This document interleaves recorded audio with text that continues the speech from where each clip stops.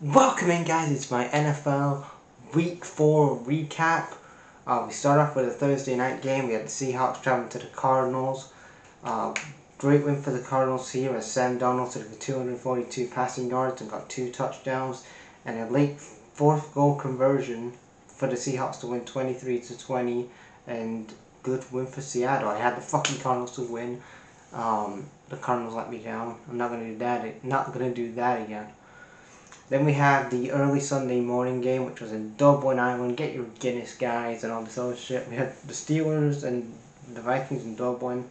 Um, you had Naylor had 2 touchdowns.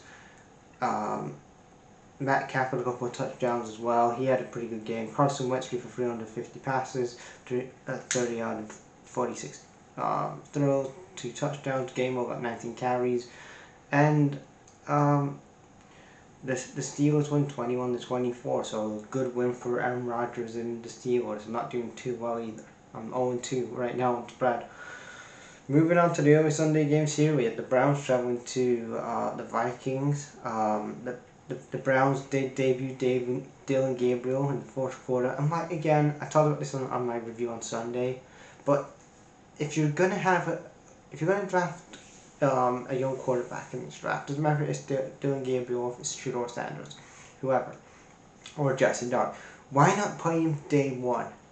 It screams to me that you would rather have Joe Flacco 41 and Dylan Gabriel, who again you choose him over Shedeur in the draft, and then you have Shedeur sitting on the sidelines on Sunday. Do you think? I mean, he could have done a way better job. He would have done a better job than Joe Flacco and Dylan Gabriel, but you can see how much of a dumpster fire that the Browns' offense was, because again, our defense was really improved. I know that we had, like Kirby Joseph was injured in the game. I forgot to mention, and Aiden Hutchinson got a little injured as well. But Jared Goff had a good game. He had 168 yards, 16 out of 27 throws, 2 touchdowns. Jamar Gibbs had 15 carries, and the Lions win 34-10. Moving on to the other Sunday games, we have the Panthers traveling to the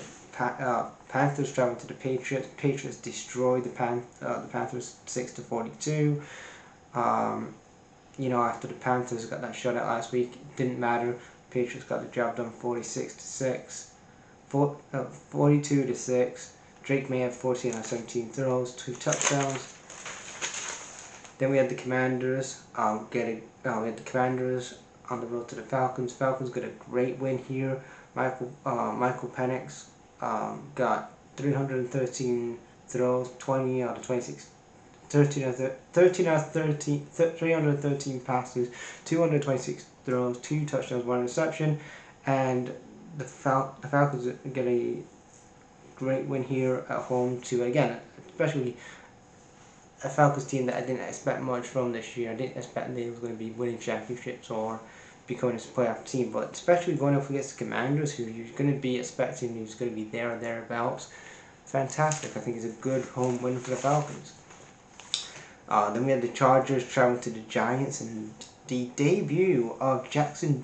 Yes, after 3 weeks of him sitting on the bench, 4 weeks later, we're going to give the kid a chance, because again, apparently he wasn't ready for the past 3 weeks when we had Russell Wilson, who was cooked and further destroy his legacy more. Very little legacy that he has.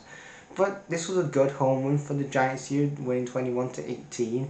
Jaxson had 11 passing yards, 1 touchdown, 13 out of 20 throws. But again, you could see it was a great win for the Giants. For the Chargers, they're 3-1 now. Then again, not a bad start for the Chargers, even though they lost to the Giants. Which again, that's just what it is. But then Amari Hampton tried to get a conversion back to make it 18 to. He got a late touchdown consolation, but it didn't help. So then we had the Saints traveling to the Bills. The Bills destroy the Saints 31-19. James Cook had 22 carries and a touchdown. It was left to a Matt Pryor field goal to make it 31-19. And if you're the Saints fans, just keep on tanking, baby. Then we have the Eagles traveling with the Eagles and the Bucks. And you're looking at these two, obviously Eagles to reign defending Super Bowl champions, but you're looking at these two teams definitely going to be up there, especially the Eagles. I think going to be definitely want to retain the crown again. But the Eagles won, making it 31-23. Jalen Hurts had 130 throws to 50, he had 59 24, 130 passes. Passing yards, 59-24 throws, 2 touchdowns, and good win for the Eagles. I know the Eagles are not playing too great right now, but again, they're showing a way to win, and that's that winning mindset that you need. Then we had the Titans traveling to Texas. Both teams needed a win here, especially the Texans. Again, I was like, what's going on here? Like, come on, like, I had them especially as a playoff contending team this year. I know for the Titans, it's a lot of growing pains with a new quarterback, so you can have those growing pains, but an easy win for it was a shutout for the Texans here, 26-0. CJ Stroud had 237 passing yards, probably one of his best games he's had this year. 22 out of 28 throws, 2 passing touchdowns. He had a good. This was probably one of CJ Stroud's best games. So again, good way to finally wake up and have a. When we talk about having slow starts to the season, you're thinking about the Bengals in recent years, but you're looking at the Texans 1-3 now. Good win for the Texans, like I said. Then we had the Jags traveling to the 49ers. Jags win 26-21. Etienne had 19 carries in this game. You had a Parker Washington touchdown to make it 26-14, and that was a big win on the road, especially for the Jags, who haven't won in the West Coast for a number of years, and I got that right in my picks, so I'm happy with that. Then we had we had the 3-0 Colts traveling to the Rams. Again, this was again, you look at the Colts team. It was only a 7-point game. Wasn't much to this game, but they took it to the Rams a couple of times, and ultimately Tutu Atwell got the final touchdown to make it 27-20. Stafford threw for 375 yards, 29 and 41 throws, 2 touchdowns. Again, good day for Stafford, and Colts are 3-1. If you're a Colts fan, you probably would have. If I said at the end of the year, do you want to be 3-1 or 0-3? You're definitely going to take 3-1, especially going up against the Rams. He was only 7 points away from it was only a 7-point game between the Rams. So again, I'm looking out for the Colts this year. I think they have shot some people this year, and I think they're going to continue to do that. Then we had some Bears football in the late continuing with the late Sunday afternoon games. We had some Bears football late Sunday afternoon. It was the Bears traveling to the Raiders. The Bears get a late field goal to make it 25-24, and Caleb Williams had 212 passes, 22 out of 37 throws, 1 touchdown, 1 interception. Yeah, again, it's just Bears football, but a good win for Ben Johnson. Then we had the Ravens and the Chiefs. I did say the fucking Ravens again. Why did I not go for the Chiefs? Ravens are now 1-3 now. I've been saying it though. I think it's time. John Harbaugh. This has to be John Harbaugh's last year. It should have been last year and the year before that, but especially this year. They're 1-3 now. Derrick Henry isn't performing. Derrick Henry isn't putting up the numbers that he did last year. It's time, Ravens. I know John Harbaugh is a legend. Absolutely, he's going to go in the Pro Football Hall of Fame. Absolutely. But you stay at a place for so long, you end up becoming the villain. And this is where you're looking at the same thing with Tomlin. You're looking at the same thing now with John Harbaugh. It's time to give it up, man. But the Chiefs win 37-20. They're now they're a 1-2 team, so good for them. Mahomes had 4 touchdowns in this game. He's probably one of his best games he's had this year so far. 4 touchdowns, 270 yards, passes, 25 out of 37 throws. Then we had the Cowboys and the Packers again on prime time. It ended in a tie. It was just a tie. Nobody could get a winning goal in overtime, so it's just a tie. Jordan Love had 337 passing yards, 3 touchdowns, 31 out of 43 throws. And both teams, so no revenge for Michael Parsons on his way back, on his return to Dallas. Then we have the Jets. We had the Monday night games. The Jets and Dolphins. Why was this on prime time? Who knows? But just keep on tanking, baby. And both teams here, again, like I said with the Titans and Texans earlier, both teams here in the Jets and Dolphins were looking for the first win. But Jets tried to have a late comeback in the second half, but it wasn't really enough here. Dolphins win 27 to 21. Tua Tagovailoa had 37 throws out of 25.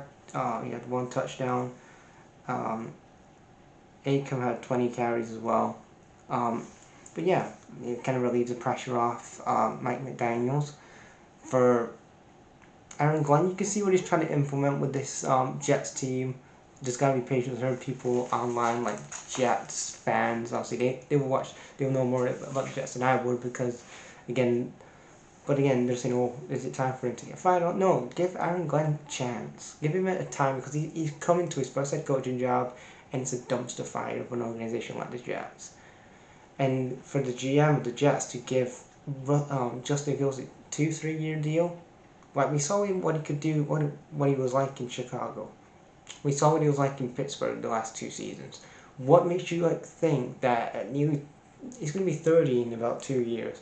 What makes you think that now at 27, 28, Justin Fields is going to figure it out? It's time to. I said it on Twitter, but I'm going to say it now. The Jets have to tank. It's tanking season, baby. And then you go again with whoever the quarterback is going to be for next year.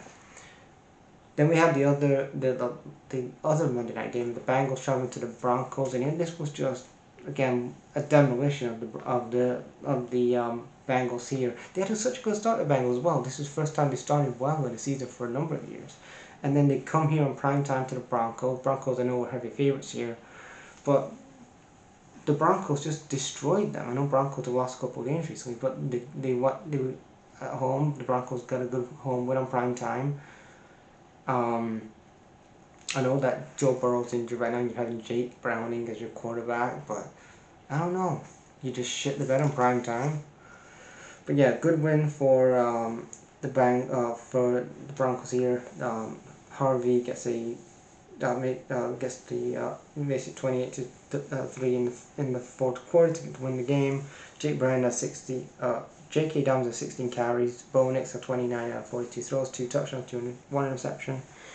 And that, guys, is my NFL Week 4 review. Leave you guys thoughts on what you thought of this week in the comments. And I'll be back in a couple of days to do my Bears and to do my Lions and Bengals preview for this Sunday, late Sunday afternoon game. And then I'll be probably the weekend. I'll get my picks up.